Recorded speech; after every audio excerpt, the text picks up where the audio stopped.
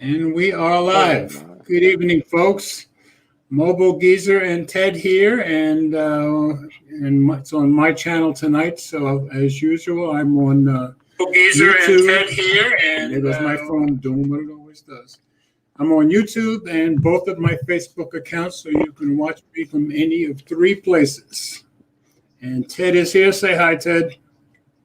hey everyone, TGIF. There Oh, you and go. today's show is brought to you by Ben and Jerry's, There you go. Yeah, if Ted's not eating, a something's wrong. proud sponsor of Mobile Geezer. Thank you. Okay, Fish now food, by the way. I need to recognize who's here. Now, of course, Nigel got in here at 3:44 p.m. this afternoon. That was more than 4 hours ago. And Six got in 2 minutes after he did. Eleanor was in here at 4:18. Keep in mind, it's now 8 o'clock here. And Brian got in here at 4:31. And even Leo, Android Stud, got in here early. He was in here at 6:45. And Brian got in. Oh, yeah, Brian was already in. And then Robert came in a few minutes ago, and Max is in here, and Terry Smith. And now we have Oma Sumuzu. I believe that's how you pronounce it. If I didn't pronounce your name right, sorry about that. So tonight it's just Ted and I. Normally it would be Will also, but Will started a new semester in school, and I gather they're burying him in the work. And I gather since he did well on his first semester, he wants to repeat that performance. So he may be away for a few weeks. But anyway, Ted and I will carry on. As long as we've got Ted, we're good. All right.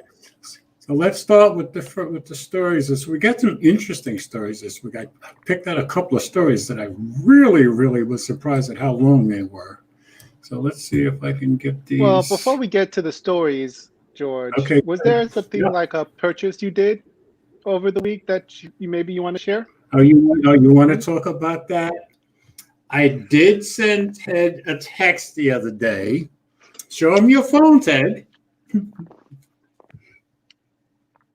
Where's your? I think we're talking about your phone, but my phone's over there. No, I haven't gotten it yet, but it's on the way. But anyway, he's been so busy talking week after week about his LG G8X with the dual screens.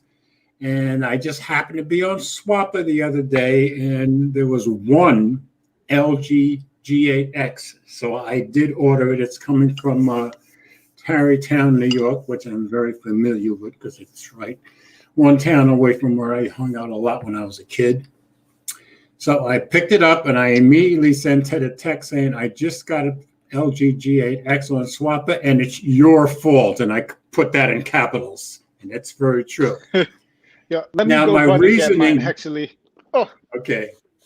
My reasoning behind that was my Surface Duo will be showing up. I guess it coming out on September 10th. So I figured, okay, let me have something with a dual screen that I can actually compare it with, even though I already have. Yes. I do have my ZTE on M right here, but I figured let me get something that's a little more current, and I'll have something to measure against my Microsoft Duo when it shows up. So we can all blame Ted for me getting the LG G8X. It's on its way. It's been shipped, but I guess it'll be here probably Monday or so. There it is. There's the same phone I just got, hopefully without all those fingerprints. So you just wanted to rub it in that you forced me into it, right?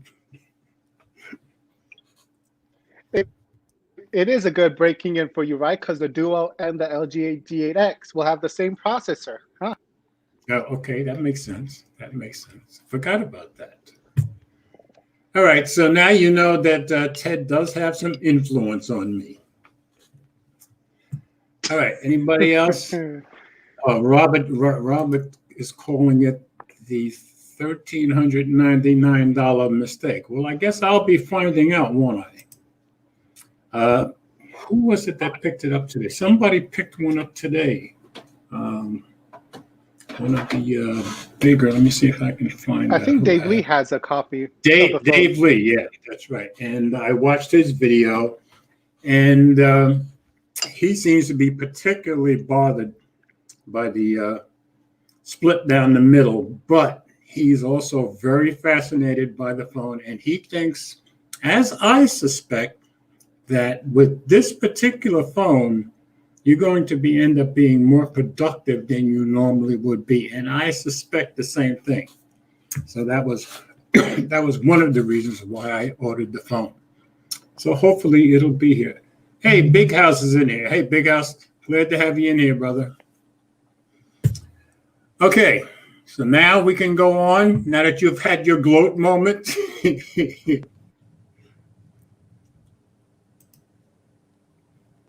All right, I'm going to share the first story. And of course, it's the story that everybody's been talking about all week. And I guess we'll be talking about it for quite a while. So this is on Mac Rumors. And Apple threatens to terminate Epic Games developer accounts on August 28th.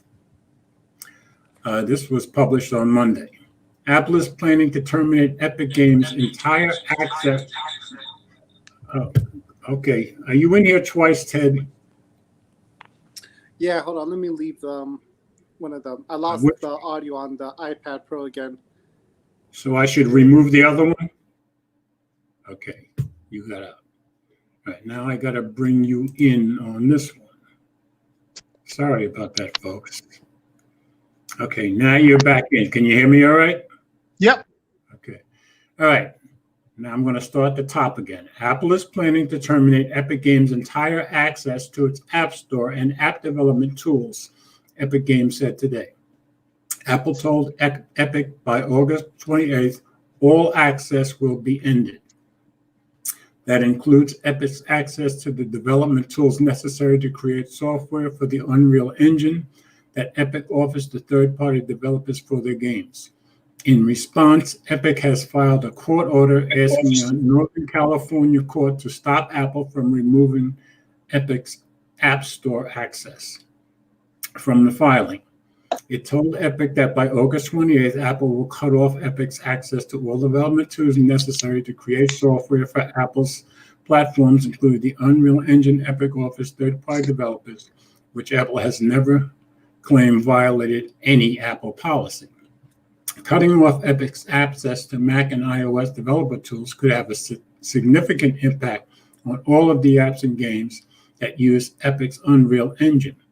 Apple, in its letter to Epic Games, letting it know about the upcoming account closures, says that Epic can avoid having its access revoked by following Apple's App Store guidelines. So I'm not going to read that whole letter, but basically, if they stop giving access to their own pay system and use Apple's, which is what they signed up for when they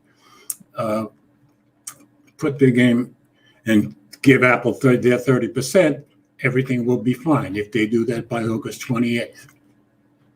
Epic is asking the court to prevent Apple from taking any adverse action against it, including restricting, suspending, or terminating Epic's access to the Apple Developer Program. Epic also asked that the court restrain Apple from removing, delisting, refusing to list, or otherwise making the Fortnite app unavailable or modifying the Fortnite code. The dispute between Apple and Epic kicked off last week when Epic made a calculated decision to defy Apple's App Store rules and to introduce a direct payment option for in-game currency in Fortnite, skirting Apple's in-app purchase system. Apple swiftly responded by removing the Fortnite app from the App Store, prompting Epic Games to file a pre-planned, that's key, lawsuit against Apple, accusing the Cupertino company of being the behemoth seeking to control markets, block competition, and stifle innovation, and imposing anti-competitive restraints in using monopolistic practices in markets against App Store developers. Epic also released an anti-Apple video based on Apple's famous 1984 ad, which encourages people to join the fight to stop 2020 from becoming 1984. And if you go to Mac Rumors, you can watch that video. I don't want to get a strike of any kind. At this point in time, Fortnite remains unavailable from the App Store, and barring court intervention or decision to comply with the rules, all of Epic's developer accounts will be terminated at the end of the month. So the key is Epic knew the rules. They had already signed, they had been in there for a long time, and they decided to put their own pay system in, going completely against the rules and against what they agreed to. And they had a lawsuit all ready to go because they knew what Apple would do. So that's where we are. And a lot of people think this may or may not end up being a really big deal for Apple, because if Epic wins, of course, Apple's going to have to change its policies. Yeah. I think the law is on Apple's side, but so do I. But yeah, there's a lot of people rooting for Epic. Now, when you say a lot of people, you think a lot of the users, a lot of people that gamers, app developers, yeah. Sure, app developers would. That makes perfect sense. But also, like to gamers and stuff, when Epic was doing their shady business, breaking the rules, they were able to make the game purchases 20% cheaper. Yeah, and that's the thing. That's why gamers would be for it, because it's cheaper for them. And commonly when you install apps for your MacBook or your Mac OS, whatever, for a Mac OS system, if you install the app outside of the Mac App Store, it's usually 20% cheaper because of the Apple tax. Yeah, that makes sense. That makes perfect sense. Let's see. Rob, I'm just looking at the comments. Okay, so obviously Robert, I guess, is probably in Great Britain, because I know they're 5 hours ahead of us. Yeah, that makes perfect sense. Well, I like what Brian said, greed versus greed. Well, yeah, Brian, you're right. It's greed versus greed, but on the Epic side, it's their greed going against what they agreed to in the first place. This is not like they went in with their eyes closed. They knew what they signed up for when they went into the Apple Store and what everybody else signs up for. So yes, I do agree with you. It is greed versus greed, but I think they can also argue fairness. Like Apple doesn't charge Amazon those 30% cuts, so. But it charges all the other developers those 30% cuts. It charges every developer those 30% cuts. And then 15% after that. But yeah, if you do it to one, you got to do it to the rest. That's what I think Apple has going for it. Because if Epic wins, they're going to have to change it for everybody. They're not going to be able to get away with just changing it for Epic. So it's a very interesting story, and everybody and his brother has been talking about it all week long. So, all right, shall we move on? Next, BlackBerry. All right, I'm going to share this screen. Let me take this one. Yeah, this should get a few people excited. Let me share the screen. Yeah, this kind of surprised everybody, I think. Okay, this is on Android Authority, and Ted, it's all yours. Yeah, so new BlackBerry 5G smartphones. Notice the plural there, smartphones. Coming 2021. BlackBerry branded phones are coming back thanks to security brand Onward Mobility. I don't know anything about them. Nobody. If you guys does. know something about them, put in the comments below. Every story I've read said the same thing. The firm's website notes that we can expect 5G smartphones from BlackBerry in 2021. TCL and BlackBerry confirmed earlier this year that they had parted ways, which meant that TCL would no longer be launching or producing new BlackBerry branded smartphones. Now it turns out that the BlackBerry name is poised to come back to the smartphone space courtesy of little-known mobile security brand Onward Mobility. More specifically, the U.S. brand website notes that the new BlackBerry 5G phones are coming next year. Onward Mobility says these new tools will be highly secure and will offer a suite of end-to-end security solutions. The firm didn't elaborate on these security features and solutions, though. The brand's website notes that it will be working with BlackBerry and Foxconn subsidiary FIH Mobile to design and manufacture the upcoming phones. Little else is known about these new phones, although 9 to 5 Google reports that one device will have a physical keyboard. Onward Mobility doesn't seem to have a significant track record in the smartphone hardware space either, so we're definitely taking a wait and see approach to this news. What do you think of this news? I think good. You know, more smartphones, especially from BlackBerry, makes a nice, diverse smartphone ecosystem, and diversity is always good.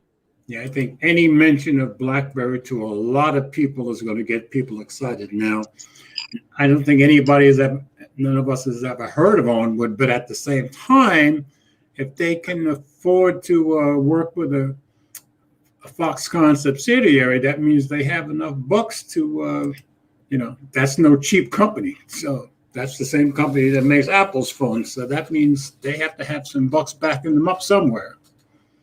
I thought they were cheap. That's why they're the most sought after manufacturers. Who? Foxconn? Yeah. Foxconn they got famous making Apple phones, and I don't think they're cheap. Yeah, because they can do it cheaply. Well, they can do it. They can do it in India and China more cheaply than here. That's true. But still, you're talking a big, big name. One of the biggest makers of phones in the world. So. I think they're making the phones in India now. Yeah, that's what I keep hearing. I've been watching a lot of Lou Later, from Unbox Therapy, and it seems to be a lot of Apple phones are being made in India. As a matter of fact, it's supposed to be hiring about 4,000 or 5,000 more people over in India. So they're excited about that over there. Look at Gary. BlackBerry is back. Yeah. He's probably sitting in his house saying, "The boys are back in town." Well, I don't know if you guys remember when I started this Tech Talks with you guys. Tech Talks, whatever. I had the Key 2 before. Yes, I do. I remember. Yeah, I sold it 3 months ago. Yeah. Okay. Or was it 6 months ago? So did you like it? You did like it, as far as I remember. Yeah, there was a review of it. I have a review on my channel, but of it. But yeah, it was a great phone.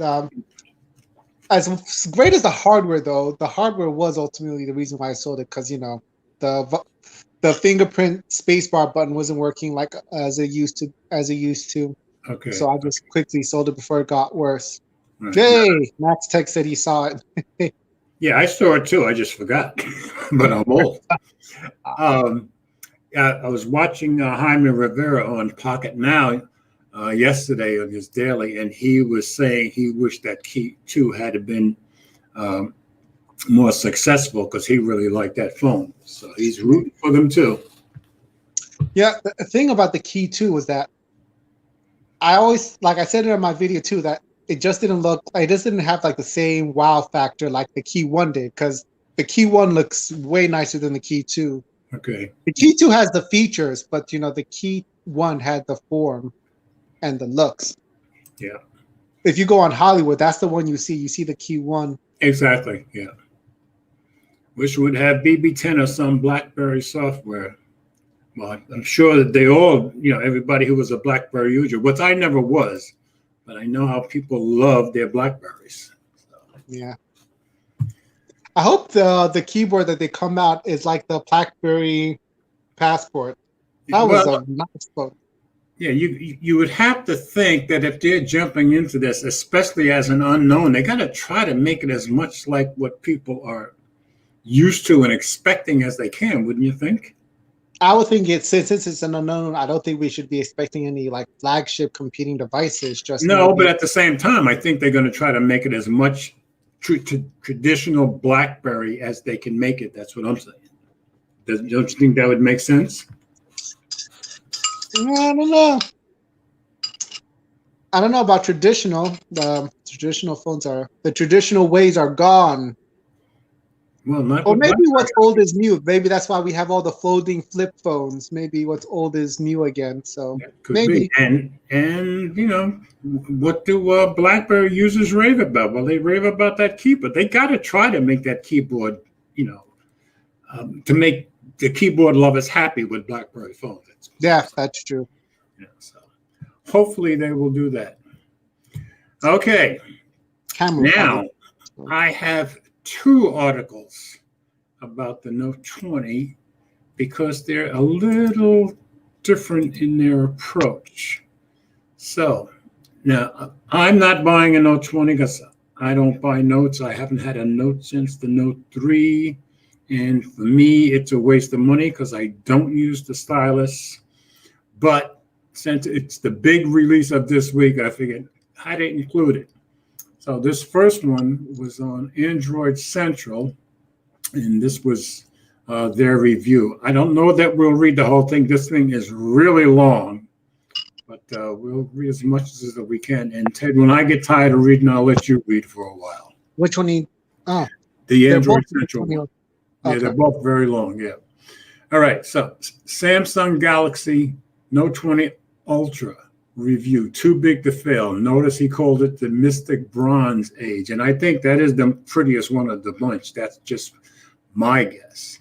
Oh, and that happens to be the watch color that I picked also.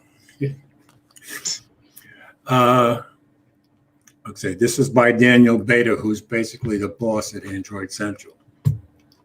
At one point, I was going to start this review with a sentence like, Samsung's never really screwed up the Galaxy Note. Every version has been better than the last. I got about halfway through writing that sentence, and then it all came flooding back the summer of 2016, when reports of the Note 7's catching fire started trickling in. Then came the recall, then the reissue, then the second recall, then the bans. How could I have forgotten, even briefly, something that fundamentally changed Samsung and the wider smartphone industry so dramatically? I forgot it for a moment because Samsung's done such a profoundly good job helping us forget it. In the wake of the Note 7 debacle, the company returned the following April with the Galaxy S8, which turned out to be its best-selling flagship ever and returns that title today. That surprised me. Followed by the Note 8 a few months later. A year later, the Note 9 was the first premium Android phone to justify its $1,000 price tag.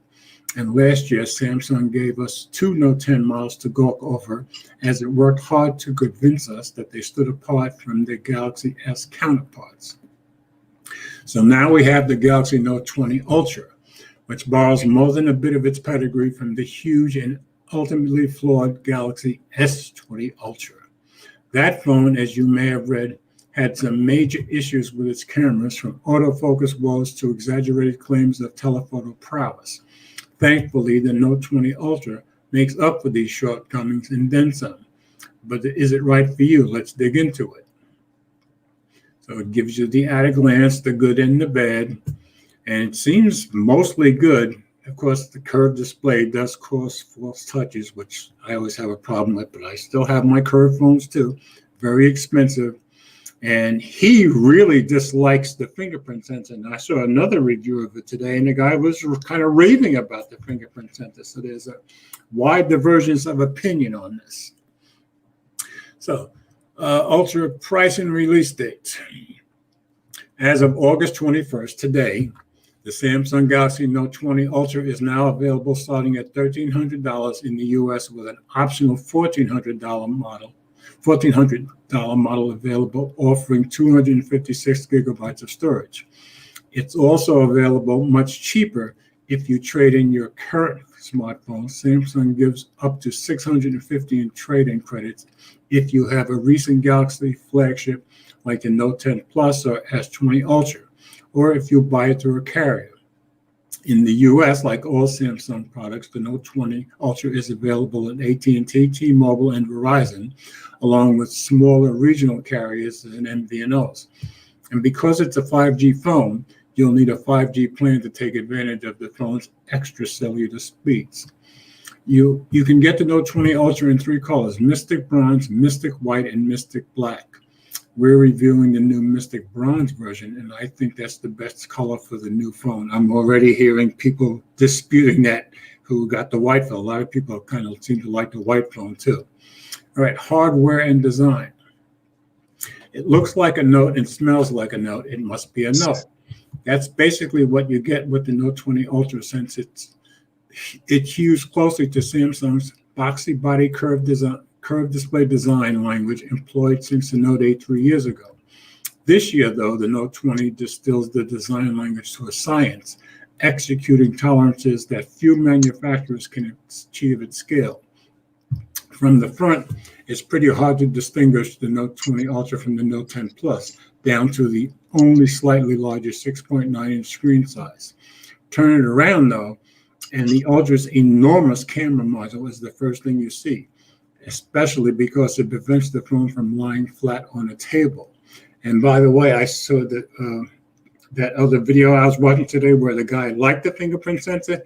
He said that camera module sticks out so far. He was actually using it. He kept saying, I can hold it like a pop socket because that thing sticks out so far. And he kept showing it too. As with all Samsung AMOLED displays, the one on the Note 20 Ultra is stunning, nearly perfect in many regards, with seamless color roll-off, inky blacks, incredible daytime brightness that's sometimes 20% higher than last year's model. Though during regular usage, it's difficult to tell the difference. HDR10 Plus support and more. Now, the other one that I was watching today, the one thing he complained about was the daytime display. So there seems to be a very differing opinions on this stuff. The upside is that once again, Samsung's made the best mobile screen out there, though it's not notably better than those from the Galaxy S20 series. Samsung's made some slight alterations to the way 120 hertz works versus the S20 series too. Instead of asking you to manually choose between keeping the refresh rate at either 120 hertz or 60 hertz, when set to the higher rate, the system decides when to dynamically step down to 60 hertz again. By taking the onus away from the user in deciding whether they want to prioritize the smoothness over battery life, Samsung's landing on the best of both worlds. And I only noticed a few instances where the step down was awkward and noticeable. I have heard a few people complaining about that, the fact that they can't control it and keep it on 120. OnePlus does the same thing with its OnePlus 8 series, but outdoes Samsung in one important area. It allows 120 hertz at the phone's highest 1440p screen resolution. Samsung still limits dynamic motion smoothing, as it calls the feature, to 1080p. I actually think this is a good move, since 120 hertz at FHD resolution is a far better experience than 60 hertz at QHD. But the option to override and kill the battery much more quickly in the process would be nice.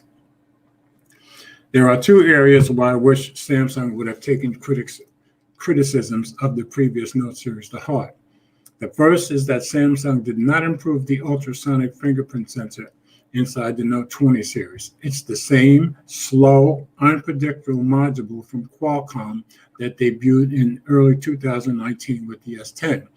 The touch area is too small, and there's minimal visual or haptic feedback to indicate you've identified the correct location. The best Samsung can do is offer a small fingerprint overlay when the always-on display is enabled, which isn't by default. Now, again, he seems to really dislike that fingerprint sensor. The guy in the other video, that's one of the things he loved. He thought it was perfect. Pardon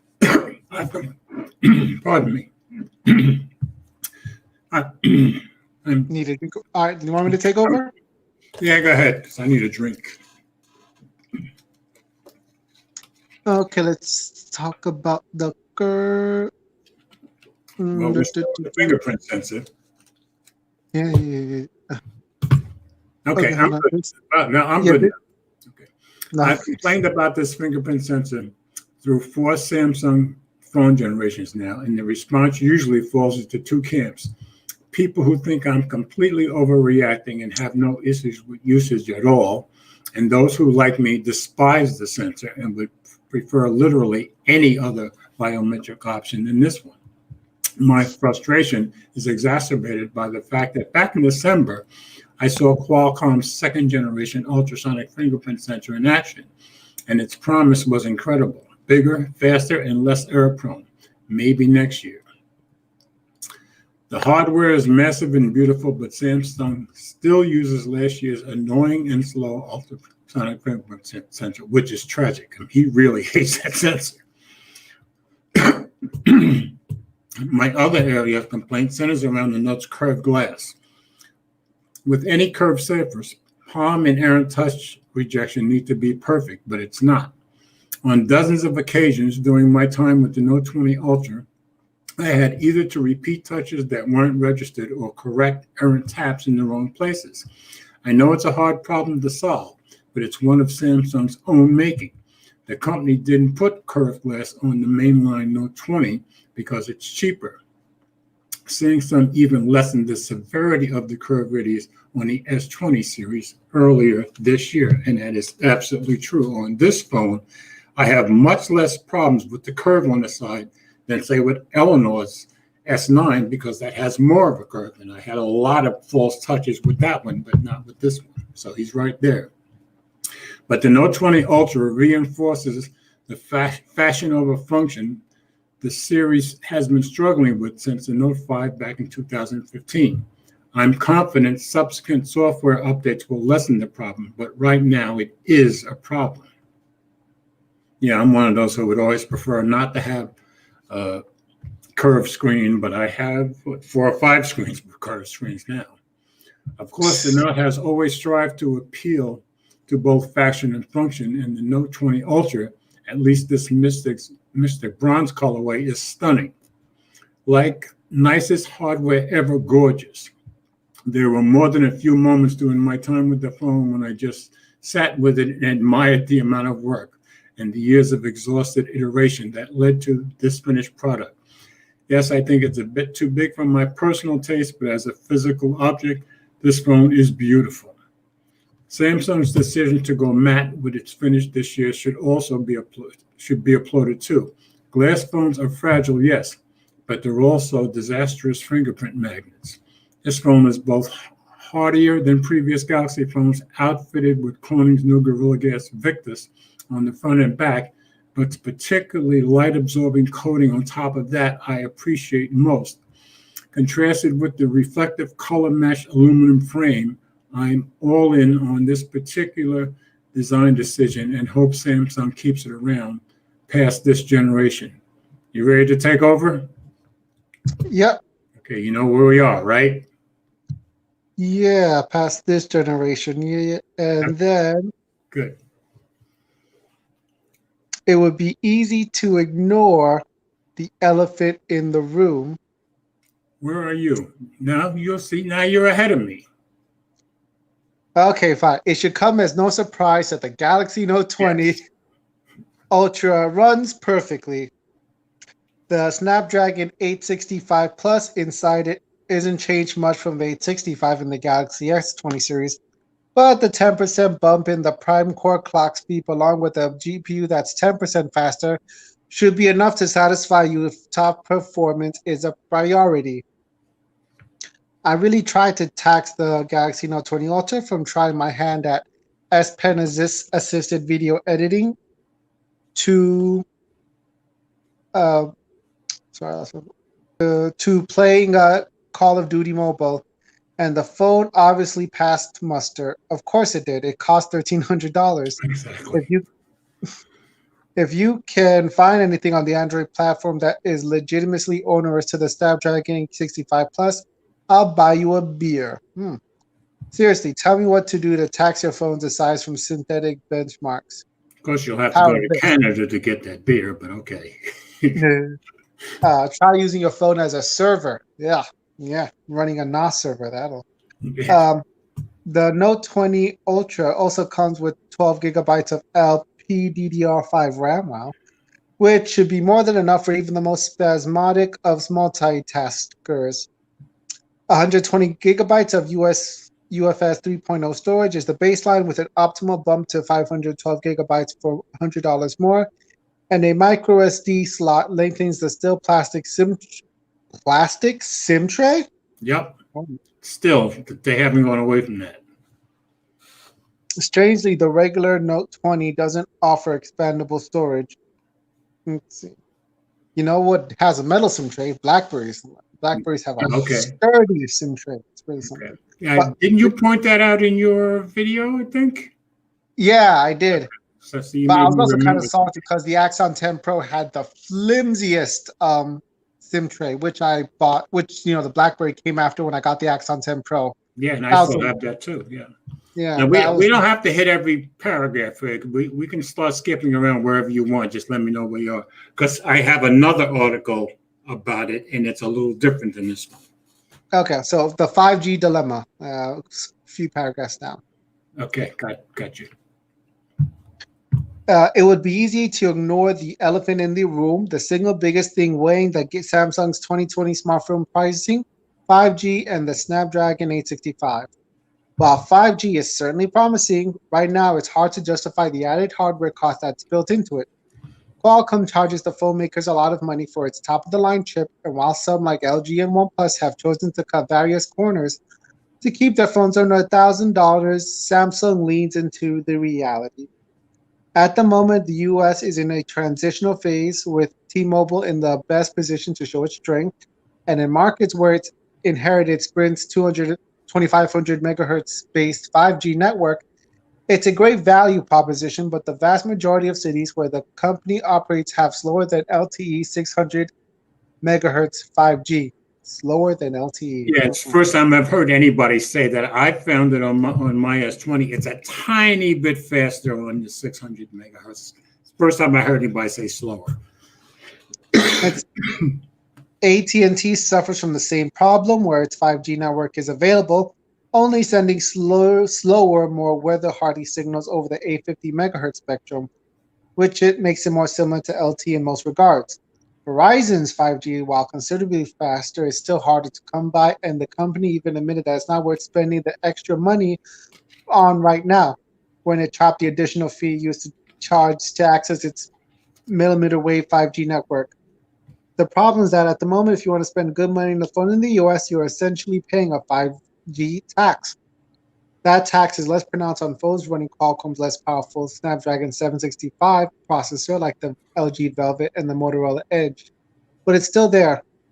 And if you don't care on being on the latest wireless network right now, and I don't blame you if that's the case, you have to make the choice of wait for networks to improve or the phones to get cheaper. And stuff about the S Pen, stuff about the software. Let's talk about DeX. I like DeX. Okay, we're going to. Am I looking for a paragraph with DeX? Yeah, right under Source, Daniel Bader, Android Central. Haven't gotten here yet. Where it says they are. So we skipped the camera, right? No, it's on top of the cameras. There's a paragraph on top of the cameras. Cameras, okay. It's where there's two there. Yeah, right there. Okay. Samsung DeX also gets a marked improvement this year, with the Note 20 adding the ability to use the DeX interface on your smart TV wirelessly. Haha. That's interesting. That's a good one. As long as. Because the other guy whose video I watched, he didn't have a TV new enough for it to wirelessly go from DeX. As long as you have a TV streaming device that supports Miracast, right, you can send your desktop UI to your television and use your Note 20 as a trackpad for your navigation. It's another one of those features that you can very easily ignore, but it adds further value to the already massive things you can do with a Samsung phone. We didn't have a Miracast-enabled TV to test out our wireless decks, but when we get a hands-on one, we'll update this review. Okay. So Oh, you can find the I'm guessing you have to have a fairly new TV. Miracast is kind of like it's been the thing though. That's what I was thinking. It's been old TV. I guess it would probably work on my TV here, but I just bought that TV this year. So a couple of months ago, actually. Do we have to go through the cameras, or do you want to do it on the second article? Up to you. You want to go on to the next article? Let me go over to the comments and see what people are saying anyway. Let's see. Brian says, what do the people want? Note 20 looks awesome. Just wish they had the QHD at 120 hertz. I agree with that, but of course I don't have for $1,300. Yeah, why doesn't it? Exactly, because they're going to kill the battery and they know it. Now his other comment. Note 20 Ultra regular. Note 20 is trash for $1,000. Now Nigel, I think, is going to get the regular one because he was discussing with me today, and he just likes it because it's a flat screen and it's cheaper, of course. So why does he just get a Notepad? I'm not sure. So Brian also hates the display fingerprint reader, but Brian, I guess you mean that for any phone that has it, I guess. Let's see. Okay. All right. So I'm going to kill this article. Stop sharing here. And I'm going to move over to the other, if I can get the computer to react. Okay. Now we're going to the second one. And this one is on Android Authority. And if it gets too long for me, we'll do the same thing if you don't mind. I got this. Samsung Galaxy Note 20 Ultra review, no longer setting the bar, by Eric Zeman. Okay, let me get the screen share. My computer's acting a little slow. My computer's acting like it belongs to an old man. What a surprise. Okay, go ahead. You read then. When you get tired, I'll take over. This is on Android Authority. Okay.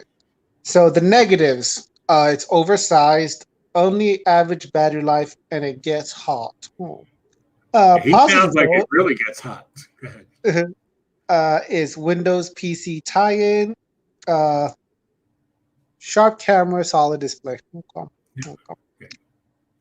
Now let's start the reading. Design slightly warmed over. Okay. So see, that's why I said this is a very, very different opinion than the other. Okay. The Galaxy Note 20 is essentially taller than a Note 10 Plus with the S20's Ultra's beefy camera module. In other words, we've seen it before, and that's a a shame. That's how he feels. I don't know. I don't think I've ever seen anything like the Note 20 Ultra with that camera bump and the curve, especially with how it's curved. I think the Note 20 Ultra is curved beautifully, but the Galaxy Note has been a refined piece of hardware. The series typically eschews splashy design in favor of muted elegance. The Note 8, the Note 9, the Note 10 is what he's talking about when he says muted elegance. The Note 4 was ugly as heck. The toss in an appealing color mixes, and the Note was the best dressed phone out there. Samsung's Note 20 Ultra carries over the basic shape of the Note 10 Plus in that it has two curved pieces of glass sandwiching an aluminum frame.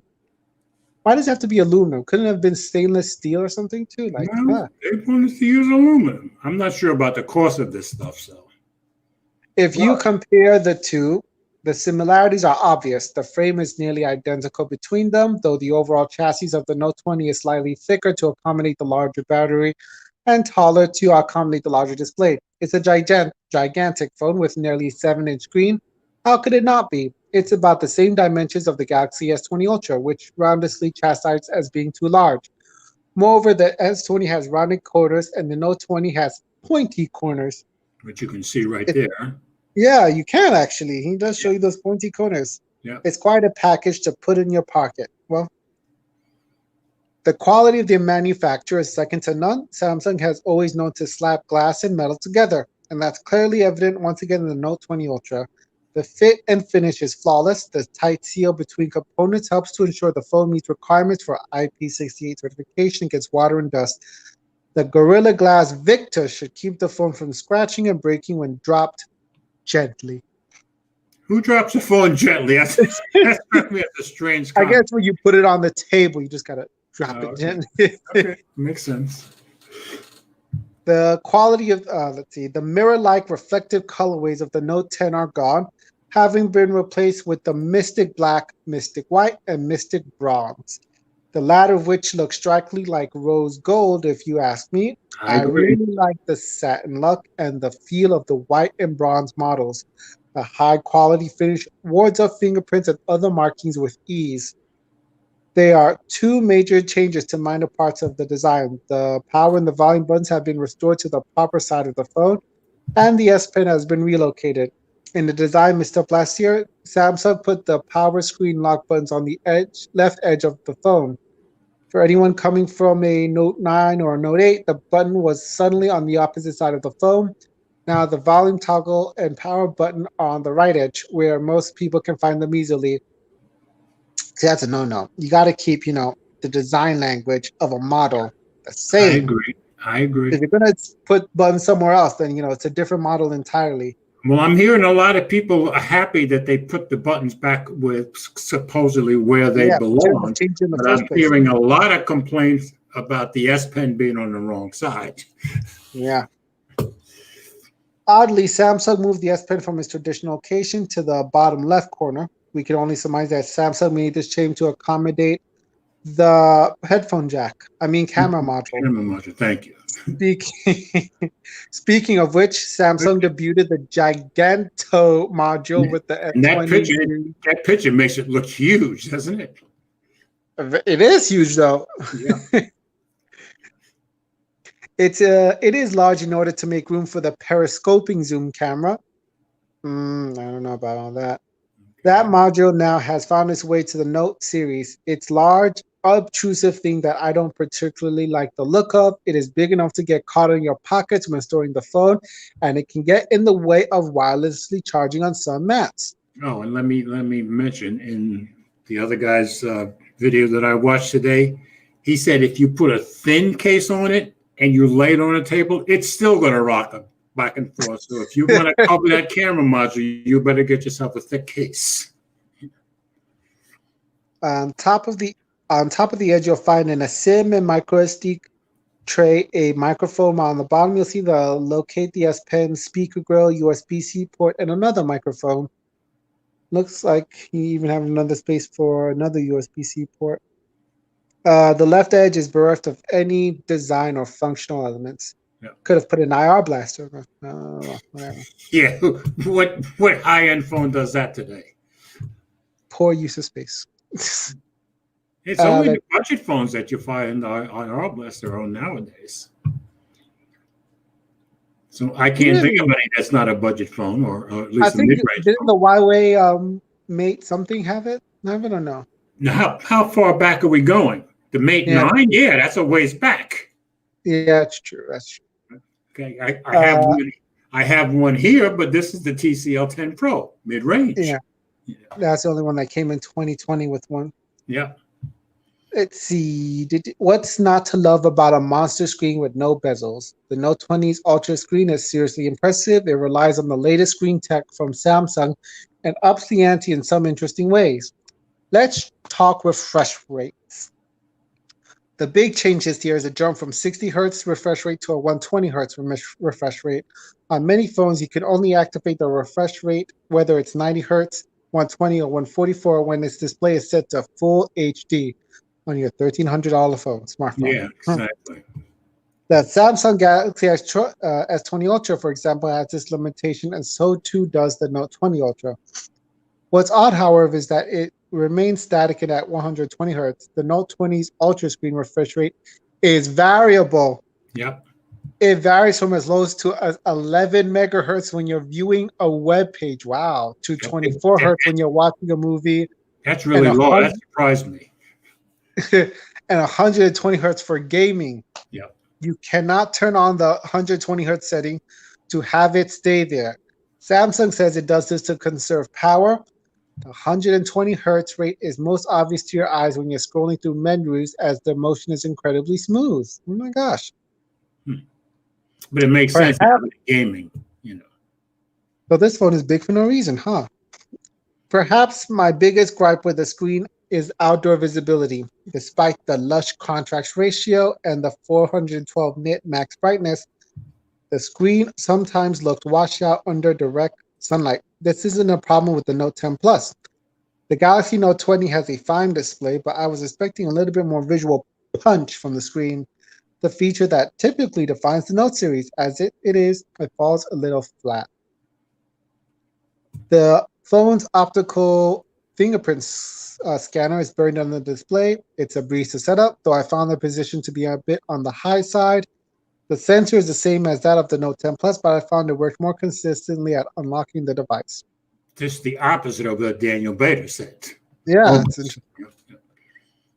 On the topic of displays, I thought Samsung would knock it out of the park this year because I went to Best Buy last weekend and I saw the Galaxy Chromebook, the Samsung Galaxy Chromebook.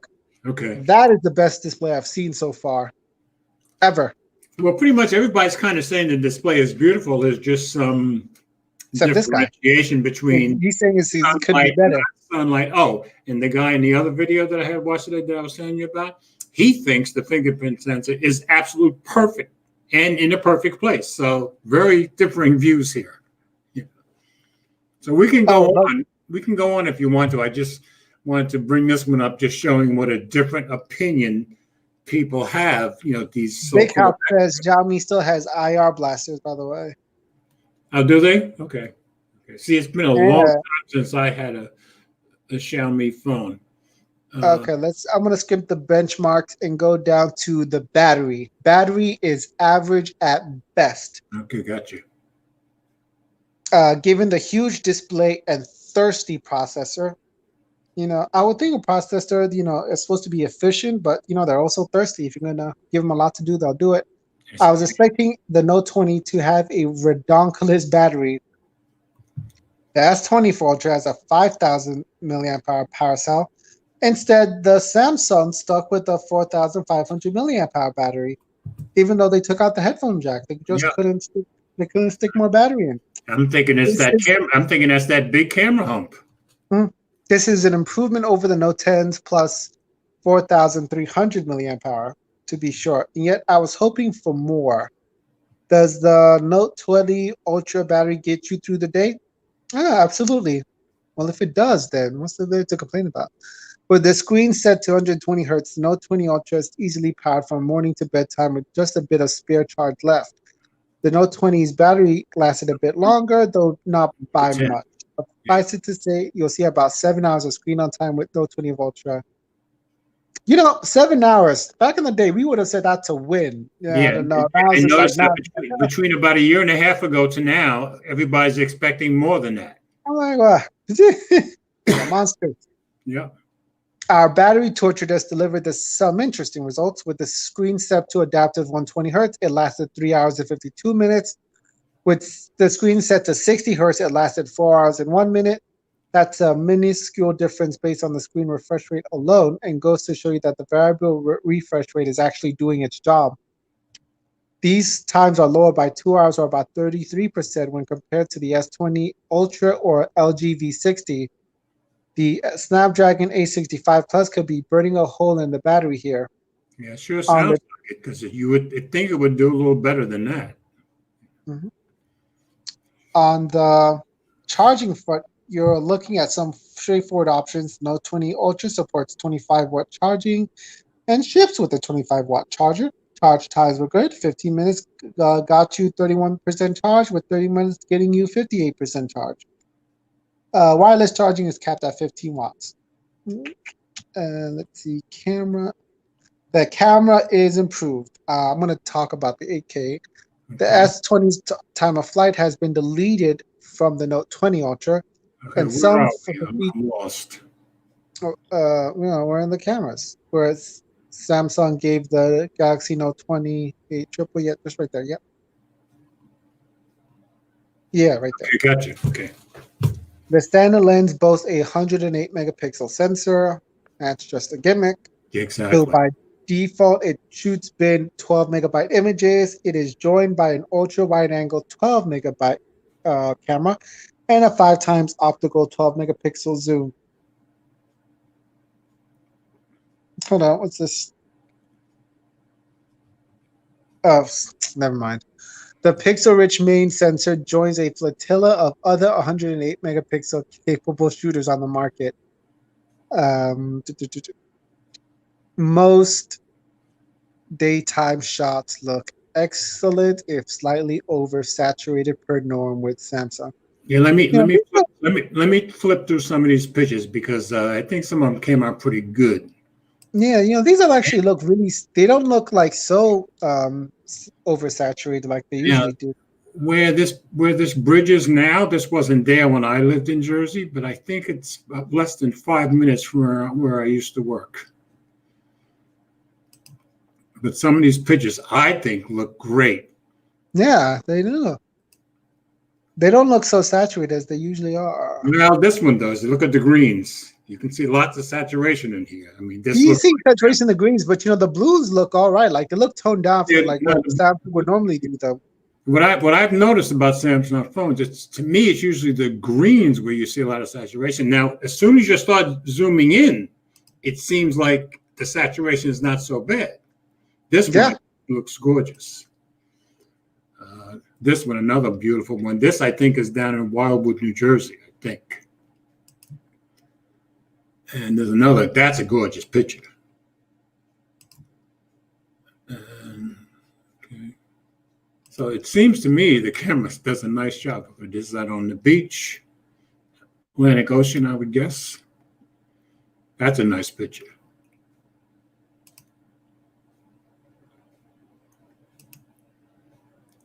And the cat, I think, is the last one in this group of pictures. I'll save the other ones from when we get to them. But it seems to do a nice job to me. Okay, you can go ahead with your reading. I'm going to skip over to what he says about DeX. Oh, you want to go down to DeX? I was Yep. going to show you more pictures. Okay. He says the DeX Samsung's desktop lock. Wait. We're completely out of the camera, right? Okay, here we go. Yep. Okay, gotcha. Has a new feature that's worth getting into. It can stream desktop wirelessly to a TV, but there are some caveats. Samsung recommends TVs newer than 29. So they recommend TVs from this year. What? That's what I thought. Because I remember when I read it before, I'm like, well, my TV here would work, but my other TV wouldn't work. I guess my 2012 era set just doesn't cut it. Right. And then we got the just scrolling down the values. Hold on. Okay, here we are. To the green text all the way down, the Note stands apart from much of the field, but that's only because it doesn't have too many direct competitors. Okay. There, right there. Is that true? Does the Moto G stylus offer some of what it does for less, though? What do you think, George? In a very minimal way. As the stylus works on the Moto G, but it's a totally different ball game with a Note. So you can't really compare the two, in my opinion. Moto G stylus is in the same as the who's the other cheap phone with the stylus? The LG Stylo. Stylo 6, yeah. They're comparable, but you can't compare either one of them with a Note stylus. It's not even close. Well, the Note stands apart from much of the field, meaning it doesn't have too many direct competitors. You might consider the LG V60 a competitor with a massive display, huge battery, and an optional secondary display accessory. And it's also compatible with styluses. At $899, the V60 is practically a steal in comparison. Same goes for the OnePlus 8 Pro, which is more affordable while offering a big screen design. Honestly, the most relevant competitors are Samsung's Note Stable, which is last year's Note 10 Plus, and Galaxy S20. No, you wouldn't pick the Galaxy S20. Well, maybe you would if it was cheaper. And the Yeah. Galaxy S20 Ultra. What about the $1,000 Note? Well, it's $300 cheaper, but you're missing out on a lot, Yeah. such as 120 Hz screen, 108 megapixel camera, larger body, a glass body. We haven't reviewed the Note 20 yet, but we're not enthused about the plastic black panel. Whether or not the Galaxy Note 20 Ultra is worth $1,300 is an equation left to note takers to sort out for themselves. So basically, they're saying we don't know. Samsung is, however, offering some new math for that equation. Depending on your current phone, you can score anywhere from a $300 to a $650 on a trade-in, which effectively cuts the price of the Note 20 Ultra by as much as half. That depends on if you're ordering from Samsung.com. If you have a phone to trade, I highly suggest you look at what you can get for it. And that's one thing Samsung always does a good job with the trades, I think. Let's see, the final paragraph. The Samsung Galaxy Note 20 Ultra is a solid effort. It's pretty much good at everything. The problem is that it doesn't stand out as the best in any one category. Well, it stands out the best as a phone with a stylus. Come on, guys.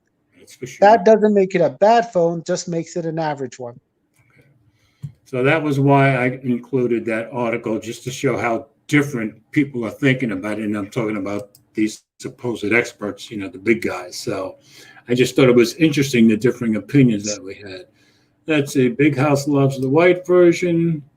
Let's see. Okay, I'm not at the bottom of the comments here. Okay, that's what he said about the IR blasters.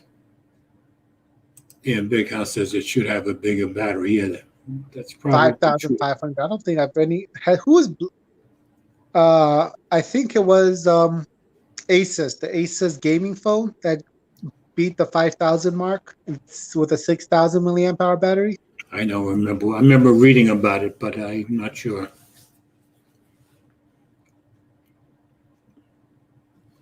So anyway, just wanted to get past all the Note 20, but I just thought, since that's the big phone that came out this week, we should definitely talk about it. So we did that. Now to another interesting innovation. I'll take this one. ZTE Axon 20. Did you get the Axon 10? Yeah, I have the Axon 10 right over here. Okay, I suppose you can get it. Yeah, you get it. Yeah, I went out and spent my money on that one. Okay. This one is on. That was the first phone I ever pre-ordered, like the idiot that I am. No, I still like the 10. Just the fact that it didn't have any stabilization built in, that to me was the only problem with it. I had loads of problems with it. It was the fact that it didn't have any stabilization, and it couldn't do 24 frames a second on the camera on anything that you tried, and terrible. But I thought the cameras were pretty good. Cameras were trash. Okay, well, Jay Will agreed with me about the cameras. Yeah. Okay, so this one's on 9 to 5 Google, and ZTE Axon 20 5G to come with its first commercially available under-display selfie camera. So that's kind of a big deal. Yeah. While not technically the first smartphone that have an under-display selfie camera, the upcoming ZTE Axon 20 5G will be the first commercially available smartphone to tout the tech. The firm announced that it will unveil the tech in its latest release in China on September 1st, 2020. Oppo was the first to show off similar under-display selfie camera tech over a year ago before a showcase at the annual Inno Day in late 2019. So while this does take the sheen off the ZTE Axon 20 5G a little, it still doesn't detract from the tech that we'll likely see in a few weeks' time. When Oppo showcased the tech, we're sure many of you out there were hoping to see the death of the Nacho punch hole on Android, at least within 18 months. It hasn't quite panned out like that so far, but ZTE could be the first of a wave of OEMs steadily adopting the new tech. By launching the world's first 5G smartphone with under-display cameras, ZTE will further promote the development of display technologies in the smartphone industry, thereby bring revolutionized experiences to all consumers. Unfortunately, the only tidbits shared by ZTE on the Axon 25G are the release date and the under-display selfie camera tech. The rest of the specifications are unknown, but rumors suggest a 6.92-inch AMOLED display, up to 112 gigabytes of RAM, and a sizable 4120 milliamp battery. Of course, we'll be intrigued to see just how well ZTE is able to hide the selfie camera under the display on the Axon 25G. While the Oppo implementation was a proof of concept, it was easy to see just where the camera was hidden under the display. However, we're sure that some would take a marginally distracting portion of pixels on the display over an actual cutout or deep notch. I'm sure a lot of people are going to love the fact that it doesn't have a notch. And I do remember seeing pictures of that Oppo, and you could see the fingerprint under there. So it's going to be interesting to see if ZTE can actually hide it in a way that you really can't see it. Look at this. I don't know how is it that ZTE is able to keep their stuff under wraps so well, because they only let people know what they want them to know. That's true, and they've always been like that. Let's see. Big Al says that he's using a Xiaomi Mi Mix Max with a 5,500 milliamp hour battery. Okay, good. Okay. Well, I think it's great to have a battery that you can have confidence in and not have to worry about. So that's good. You're gonna buy it though, the X25G? I'm not sure. I have don't think it's gonna be. I have the LG phone coming in a few days. I have the Pixel 4 coming, the Pixel 4a coming in a few days, and then 2 weeks after that, I've got the Surface Duo. So I'm going to have my hands full of phones in the next couple of weeks. And I have a couple of other things coming, which we haven't talked about and won't until I get here. That's a lot. Feel free to send down my way if you want me to, So I've got a lot going on here. As a matter of fact, I carry 3 SIMs of my own. Well, in 2 weeks, all 3 SIMs will be in different phones. Big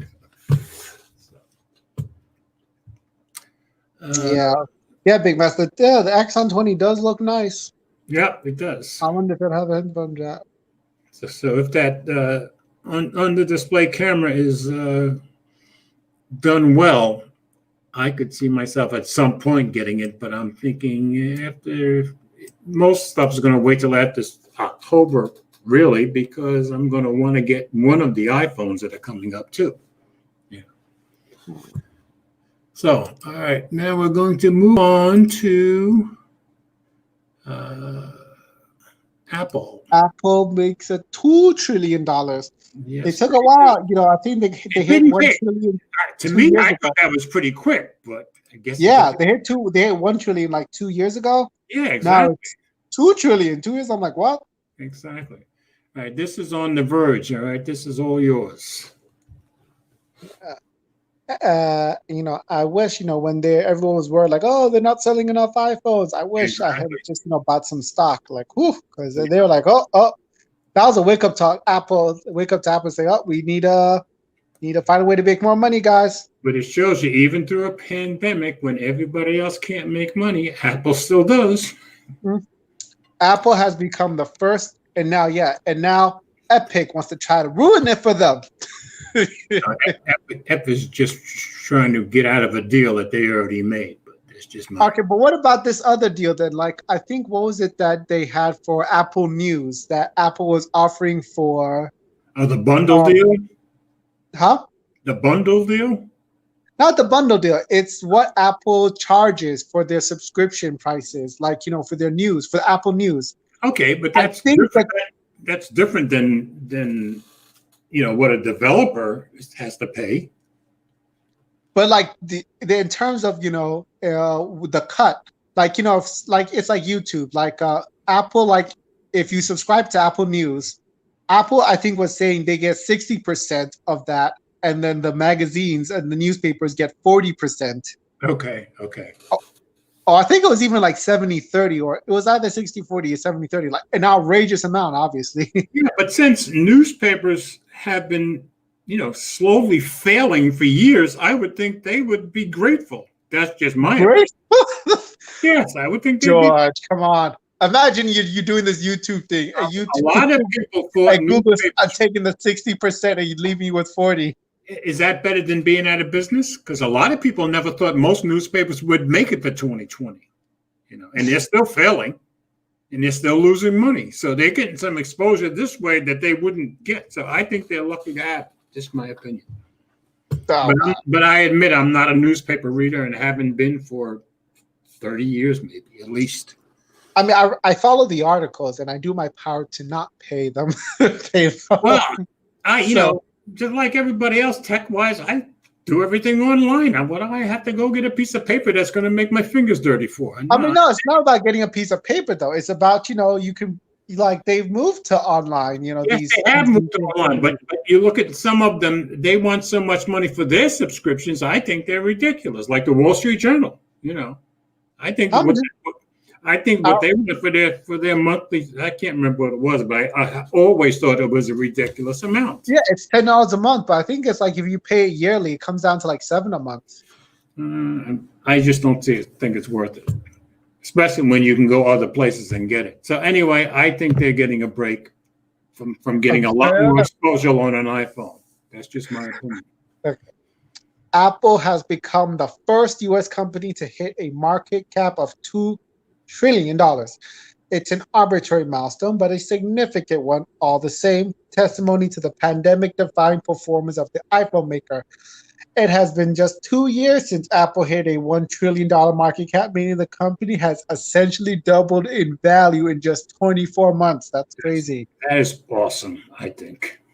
Apple is not the first company in the world to hit the 2 million benchmark. The Saudi Aramco gas and oil giant headquartered in Saudi Arabia did so first. Aramco briefly hit the 2 trillion mark in December 19, but has since dropped below now that the figure as at its stock price wavers. Apple surpassed it as the world's most valuable company on August 4th, 2020. Today's shares in the company crossed $467 mark that gives Apple's a $2 trillion valuation, but they may well dip below that in the future. Shares in Apple have been on a tear for years, but they've performed particularly well in 2020, gaining by more than 50% despite the disarray caused by COVID-19. The company's stock has gained an average of 3.5% every week since the beginning of June, and its share price jumped significantly after its most recent earnings report in July, where the company reported record sales in a total of $597 billion in revenue. But although the revenues are booming, Apple is facing a string of regulatory headwinds regarding the ecosystem of apps that underwrite its hardware. Most notable of these is the legal challenge from Fortnite creator Epic Games, which is currently suing Apple for taking Fortnite off its iOS after Epic tried to circumvent the Apple's payment systems. Part of Epic's complaint, and one echoed by many other companies who reach customers through Apple's App Store, is that the company's 30% cut on transactions is extortionate. I mean, Apple is known for this. Exactly. And you signed up for it. That's why you don't sign up for extortion. No, you sign up to pay the 30%, though. Otherwise, you don't get on the store in the first place. So I don't see where the complaint is. It's just me. Along with Apple's growing revenue from its services, the complaint is that customers have to pay a higher fees. Of course. Now, I can see where customers have I think customers have more of a right to complain than Epic Games does. That's just my opinion. I mean, maybe we're just all complaining because Epic Games, because, they have their games on every other console. So this doesn't really hurt them. That's why they can even do such a thing. But plus the fact, it wouldn't be such a big story if it wasn't Fortnite. Fortnite is probably by far the most popular game in the world for the last, 2-3 years. But yeah, if you're all you guys who are thinking of creating or releasing their own Battle Royale games, I guess this is the best time. Yeah. PUBG's probably excited, like, oh boy, time to go fill a void. Let's see. Along with Apple's growing revenue from its services and its reported plans to launch various subscription bundles later this year, This shows how Apple's iPhones maker's future depends not just on its hardware, but on the software that keeps its customers loyal. The iPhone got Apple to $1 trillion. Services arguably got it to $2 trillion. What can keep it there? If they just buy Disney. If they can just buy Disney, you never know. And he did say that we're going to start concentrating more on services. Well, I gather that's working. So they're doing something very right, in my opinion. So. Yeah, by being extortionate to have developers and making customers pay monies. It wasn't extortionate 2 years ago, but it is now. I'm not buying it. Okay, one thing I didn't show before, Big House says he does like the look of the new Axon 20. So, okay. Next one is, I thought this was an interesting story. This is the Amazon story. I'm going to share the screen and I'll take this one. I was surprised by this story, but I thought it's pretty cool. All right, this is on CNET. Amazon continues expansion in New York City even after HQ2 debacle. The e-retailer announces 3,500 new tech and corporate jobs in Dallas, Detroit, Denver, New York, Phoenix, and San Diego. Amazon abandoned its plan to build a 25,000 worker campus in Queens, New York in early 2019, but hasn't given up on the Big Apple. On Tuesday, the e-commerce company announced another round of hiring across 6 of its tech hubs in the U.S., with the majority, 2,000 jobs, coming to New York City. That's pretty good. Oh my God, give it up. Yeah, that's pretty good. Earlier this year, Amazon bought the Lord and Taylor building. I have to walk past that building from work almost every single day. Yeah, me too. Well, I didn't do it not for work, but just to play around. Well, I worked on 34th Street, right across from the Empire State Building, and Rita worked on 40th Street. So I would just walk up Fifth Avenue. I'd go right past that building and meet her to take the bus home. I didn't know WeWork owned it. Wow. Amazon snagged it from WeWork. Now, WeWork, I think their CEO is about to go to jail because they did all kinds of shady stuff, bought all this property all over the world, and now they've lost all of it. And turns out to be this guy was a pretty big scam on it. So I guess snatching up stuff on WeWork is a good thing for any of those with money. Anyway, Amazon snagged it from WeWork for a reported $1 billion and plans to convert the space into a 630,000 square foot office. The new tech and corporate jobs add to Amazon's announcement in December that would hire 1,500 more New York workers. That announcement came several months after Amazon scrapped plans for a Queens campus nicknamed HQ2, amid heavy criticism from local activists and politicians. As of December, Amazon said it employed over 8,000 people in New York City. And after I read this article, I did some looking around and some map checking, because it seems like the whole 34th Street Manhattan area around the Empire State Building, where I used to work, has become kind of a tech hub, because it seems like the vast majority of these jobs are somewhere on 34th Street or very close to it, and some others too. Seattle-based Amazon's hiring plans in Manhattan add to a big uptick in West Coast tech giants hiring thousands of more workers in New York, and most of them on 34th Street. In 2018, Google spent $2.4 billion to buy Chelsea Market, and this month, Facebook signed a deal to lease all the office space at the James A. Farley building by Penn Station. Guess what street that's on? 34th Street, because I used to take that train to New Jersey a lot. These leases and purchases are creating an emerging tech center on Manhattan's west side. Along with the New York hiring, Amazon plans to add 600 tech and corporate jobs in Dallas, 100 jobs in Detroit, 100 jobs in Denver, 500 jobs in Phoenix, and 200 jobs in San Diego. So obviously another company that's doing just fine. In all, the company plans to hire 3,500 more people in these tech hubs, Amazon said Tuesday, and invest $1.4 billion for new offices in these cities. The new hires will support a variety of Amazon businesses, including its grocery, fashion, cloud computing, and hardware divisions. Thanks to New Yorkers' hard work, we've bent the curve of coronavirus, achieving and maintaining one of the lowest rates of infection in the country. And the major investment by Amazon underscores that we are all well on our way to building back better and stronger than ever. New York Governor Andrew Cuomo, a major supporter of New York's HQ2 project, said in a statement Tuesday, "We have turned New York City into a true tech hub." Sure seems like it's getting there. While Amazon isn't building its HQ2 project in New York anymore, a 25,000 employee campus is under development in the Washington, D.C. area. Amazon is also working to expand substantially in Bellevue, Washington, near Seattle headquarters. And that actually Washington, D.C. area, I looked that up too. That's basically in right across the river in Virginia. So seems like Amazon's doing extremely well. Yeah.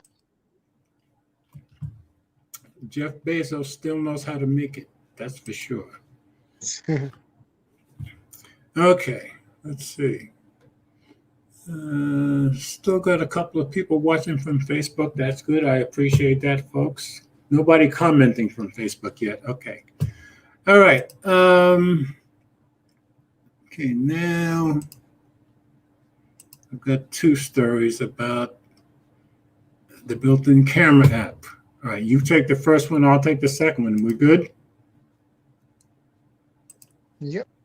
Okay. All right. 9 to 5 Google. This one's yours.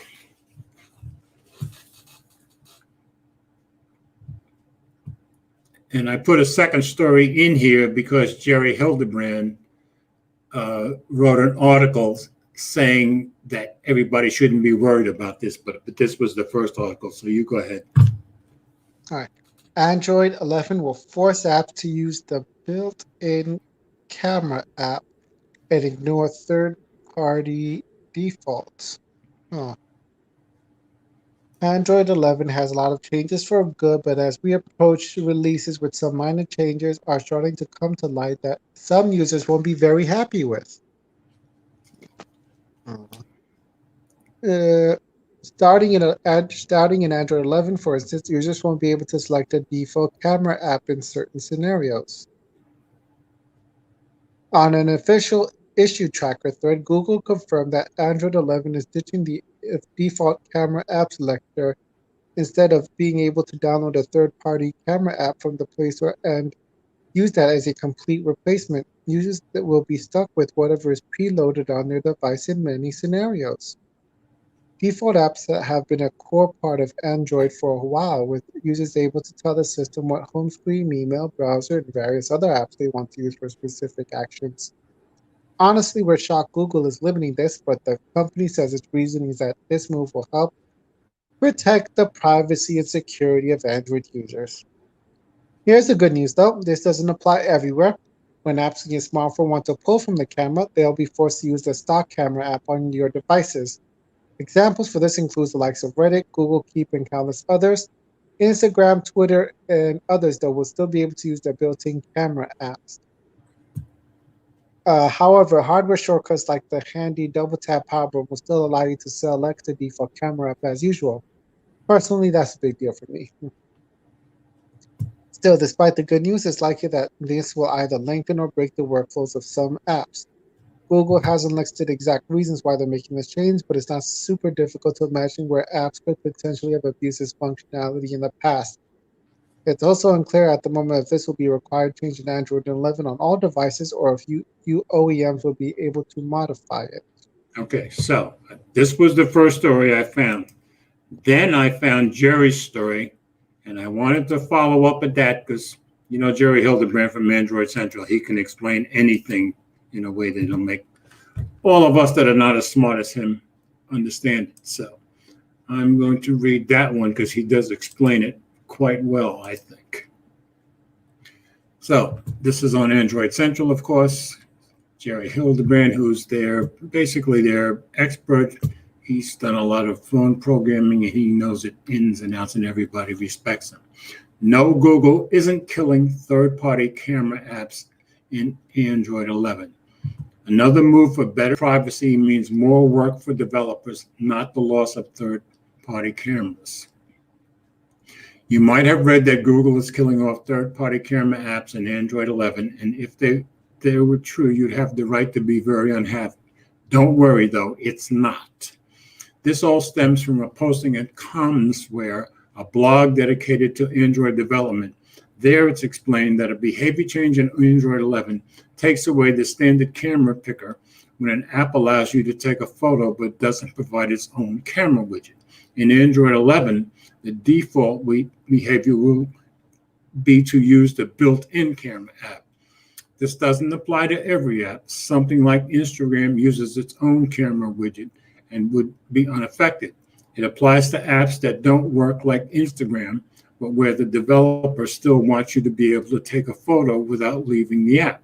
In previous versions of Android, you would see a dialog asking which camera you want to use. That was a system function, like the same dialog you see when you choose a browser to view a web page. Instead, app developers will now have to write code that explicitly allows a third-party app and then build in a way for you to choose which one you would like to use. If you want to use a camera app that isn't supported this way, you'll receive an error. The Commonsware posting goes on to explain how to fix this for Android 11 apps and how bad the user experience will be if the developers don't do the extra work. That's another problem because we've seen time and time again that developers aren't quick to implement those solutions. It means users won't be able to use their favorite camera app without leaving another app to open it, take a photo, then importing it into the original camera app, which isn't an ideal workflow. A bigger problem is that developers of third-party camera apps will have to petition other app developers to make sure their work is included. This could soon turn into a popularity contest based on the number of installs a camera app has. Google confirmed with Android Central that the move was done to preserve user privacy and that if developers want to work with third-party camera apps, it's possible to do so without enabling them on an individual basis. Simply put, neither Google nor an app developer can be sure that the Google Camera Port or Galaxy Camera Port you downloaded from a website is legit, and a malicious camera app could see millions of downloads before it's removed from Google Play. Boy, that's for sure. There's a lot of Android malware out there, and while Google isn't responsible for writing or distributing it, it is responsible for Android's user privacy faults. The best thing Google can do is to make the default behavior use the system camera application, which is known to be trustworthy. It makes perfect sense to me. This behavior change has nothing to do with camera apps not being able to use all of the cameras your phone came with, or why Twitter can't use the extra lenses inside of its own camera widget. The Camera X Jetpack library is going to address these issues once completed and once phone makers decide to participate. This change only applies to the default camera, which is now the actual default camera instead of offering a picker overlay, which is often disruptive for people who don't understand how it works. It's not a pretty or elegant solution, but it's the best way for Google to help keep Android more privacy-based. Nobody likes to see more work for developers, and nobody is going to like seeing app wonk when they want to use a specific camera app to do a specific thing. Commonsware is correct in saying that this is an ugly solution that we can all agree that even well-intentioned change can be inconvenient. In any case, your third-party camera is going to work just as well as it ever has once your phone sees Android 11. Now, the reason I don't think this is going to be a problem at all, we're near the top,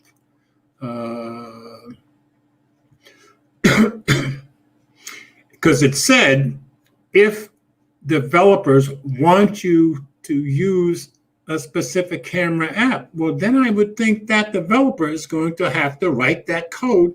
Otherwise, why would they want you to use a camera app? So I don't think it's going to be as big a deal as people make it out to be. What do you think? That's a good point, yeah. You know, I mean, if I'm developing an app that needs a camera and I want you to use the camera in my app, then I'm going to write code for you to use that camera. It makes perfect sense to me. True. So anyway, and the way Jerry wrote the article, it sounds like people got worked up about nothing, and he finally decided I better write something straightening this out, and I think he did. So I don't think it's a big deal. So we have run through all our stories, and we've done pretty good time-wise too. It's 9:30. Nigel's still here. Thank you, Nigel. I'm glad you're still here. Still got a couple of people watching on Facebook too. Oh, I didn't realize it shows up. On Facebook, we've got Serrano and Brandon Ross watching. I didn't realize I could see who they are. That's cool. So, I think we've had some pretty good stories tonight. I think we had some pretty interesting stories, even though our Note 20 Ultra coverage was fairly heavy duty. Those were a couple of really long articles. But we learned a lot about the Note 20 and Note 20 Ultra. And, you're seeing a ton of reviews out there for the last couple of days. And I noticed some of the smaller guys are already receiving them today and getting up some videos on the Note 20 Ultra. So good for them. So next week, I guess I'll start putting up Pixel 4a stuff and LG G8X stuff, and we'll all be having fun. And I've got to put up a quick follow-up on this Galaxy Watch 3 too. So I promised people I would do that. Yes. I think you asked it before, but how is it compared to the Apple Watch? Oh, it's as far as, remember, I've always said the reason I stuck with the Apple Watch because it did better fitness tracking in general than any other watch I had. Well, this watch does just as well. And I love the, I love turning. I just find it easier to get to things. So far, I think the Galaxy Watch 3 is just as good as the Apple Watch. Oh, Big House, thank you very much. Hey, good man, Big House. I'm glad you enjoyed it, brother. And I appreciate the support very, very, very much. So I am loving this watch. And the funny thing is, I mean, you look at the size of this watch. That doesn't look... No, it doesn't look too big. No, it doesn't look too small either. And this is the smaller version. And I only got it because I wanted that color. I wanted that bronze color. And I'm like, oh, well, this doesn't look tiny on my wrist. So I think I did good. This is the 41 millimeter, not the 45. Yeah. So anyway, I'm very happy with the watch. I've used it every day. There's a bigger one after that? Wow. Huh? That's a smaller one. Okay. Yes, it's the smaller one. So the bigger one is going to be big on somebody. If you have a small wrist, you probably shouldn't be getting the 45, is my guess. Yeah. All right. So, what did you put up this week? Did you put up 2 videos this week? Yeah. In fact, okay. You can just I remember watching them both. My name, go hit hold on, click on my name and you can go to my channel, guys. Click. Yeah. But yeah, I put up 2 videos this week. They were on economics. I'm supposed to be the old forgetful one, not you. I scheduled them out, George. Okay. I made them years ago. I made them months ago. I just started putting them out. I remember last month you did say you had a bunch scheduled. That's right.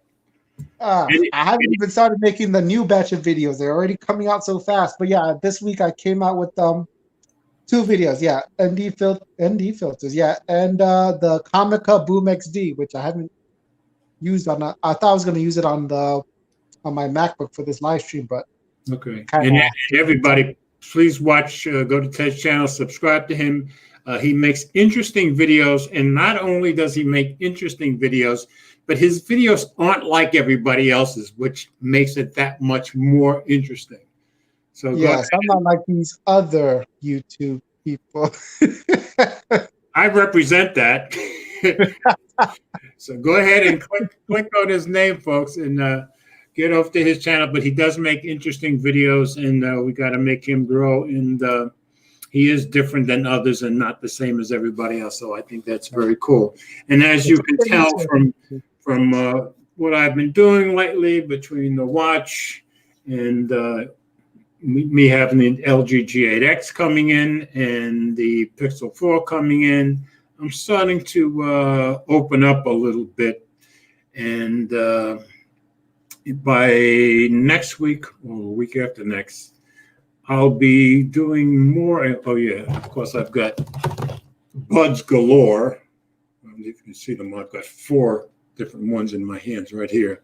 So I'm starting to widen out a little bit and try to get a little bit more diverse, and you'll be seeing some different stuff, different for me, other than just phones on my channel within the next few weeks. And you'll also be seeing the Microsoft Duo, which I expect to be pretty interesting. So there'll be definitely videos coming, and I'll have lots of stuff to keep up with. I thought if you clicked on a person's name, it brings you to their channel or profile, but nope, it doesn't do that. Not here. I think if they do it in Facebook, it might. Let's see. Oh. No, but yeah, Max Tech, I didn't different too. say But, YouTube. But no, that's not happening. Even when I click on your name in YouTube, it's not doing anything. So you're gonna have to go find them, folks. TED Talks. Good luck. Oh yeah, Max Tech. He's different too, but that's by default. He's 15, so it doesn't really count. Why don't you, before we leave, why don't you put a link to your channel in the comments so people can click on it, so people can copy it? They can't click on it in there, but they can copy it and plug it into their browser and go straight to it. No? Yeah, that's actually a good point. Okay. Because, if you search for TED Talks, all you'll be seeing lectured by these intellectuals. Yeah. Nothing wrong with intellectuals. There are intellectuals I admire quite a bit. Sometimes you just don't want to learn stuff. I would say that's never been true in my entire life, but I love learning stuff. So that's just me. But yeah, folks, inside of StreamYard here, he'll put the link in the comments. You can't click on it and go straight there, but if you copy that link and put it in your browser, you'll go straight to his channel. So where's our link, sucker? Hey, I already posted it. It's a 4-second delay on. Yeah, I forgot it's a delay here, so I should see. Yeah, but Nigel has a question. He wants to know, should he get the Note 20 or the Note 20 Ultra? Well, Nigel, I've already given you my opinion, so you guys need to help him out because he likes the flat screen of the Note 20. I already told him if it were me, I'd be getting the Note 20 Ultra, but he likes the flat. If it was me, I would probably just go get the save up for the Galaxy Fold 2. No, okay. If you have money for the Note 20 Ultra, or get the Surface Duo, it's going to be the same price. So, okay, there you go. Gary says get the Ultra. That's what I said. I agree with you, Gary. I just think you're getting so much more than with the regular one, even though I like the flat screen just like you do. I suppose Nigel probably has a phone to trade in too, right? I would assume so. Nigel usually has phones. I haven't seen your link in the comments at all. It's not showing up. Yeah, it's not showing up on YouTube, and it's not showing up in streaming. It's on top of Big House Productions. If you have it, Nigel, jump on it. Hey, jump on it. Jump on it. Dun, dun, dun, dun, dun. Your link is not showing up here anywhere. Do you see Big House? Do you see Big House's comment? Yes. And in front of that is Nigel's comment asking his question. No. Yeah, actually, no, I don't think YouTube lets you put links. Yeah, I forgot, unless you're an admin.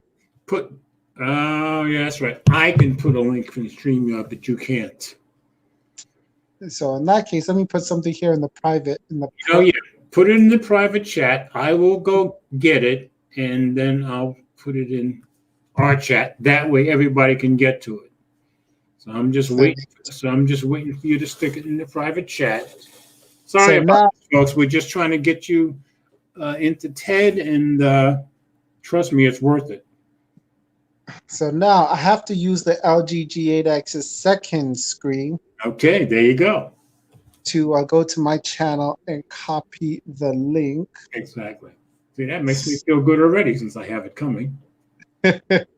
How much was that, by the way, on Swappa? But there was only one out there. The guy, how much did I pay for that? $450. Because a guy tried to get him down to $380, and the guy said, I have to get $450 to cover all my costs. And I said, okay, I'll give you $450 for it. What cost? Because I know they were selling the LG G8X for around $250 on eBay at one point. Yes, and I saw that too. But they didn't have the screens. But no, those were locked to a carrier versions. Yeah. Well, no, they say they're locked, but they're not actually locked. Like mine came from Sprint. This one is completely unlocked. Completely unlocked. Okay, now I'm going back to the comments. All right, folks, I'm going to post TED's. There we go. Okay, I just posted the link to TED's channel in the comments. Okay, so if you guys copy that link, you'll go straight to Ted's channel, and please subscribe to him, and we'll keep things moving here. Yeah, got some content coming up, I think. Let me give some previews of what stuff might be coming up. Okay. Just upcoming videos. Got an upcoming video on on my daily driver, the LG G8X. That's well, I'm going to watch that one. It's have a great weekend, Big House. Thanks for everything, and thanks for coming by. Yeah, have a great weekend, Big House. Peace. Also coming up is the video I did on mesh routers. Oh, okay. And then I did also coming after that is going to be a farewell video I did of the last Galaxy tablet, the last Android tablet I owned, the Galaxy Tab S. Cool. Do you have an Android tablet? An old one. I have an old Samsung. Which one is it? I forgot. It's one of the old Samsung. It's like 5 years old. and ever since I got the iPad, I never even turned it on. Yeah, the only new Android tablets I see are technically Amazon Fire tablets. Yeah. Now, Steve from England, he is in here sometimes, and he follows me on Twitter and Instagram. He's a big reader, big time reader, and he uses the Amazon Fire tablets for all his books. He gets all his books on Amazon. But this guy reads probably 6-7 books a week. That much he reads. Okay. And I used to, when I was back in my 20s and early 30s, before I went to school for programming, I used to go through 3 or 4 novels a week because I had nothing to do with my mind when I was driving a truck. Programming changed all of that quickly. Anyway. All right, folks. So there's the link to Ted's channel. So just copy it, and you can go subscribe to him. Thanks for everybody for coming in, both on Facebook and on YouTube. And so I've got some new stuff coming up, and Ted's got some stuff coming up. So hopefully we can keep you interested. And Ted, it's going to be you next week because Will's out of the loop for a while. Is that okay? Yeah, sure. Okay. All right. So next week we will be on Ted's channel, so you must subscribe now so you'll already have it. And don't forget to hit the bell icon so you'll know when he goes live. All right, folks. Everybody have a very blessed weekend. Everybody stay safe, and we will see you next week. Peace. Now the little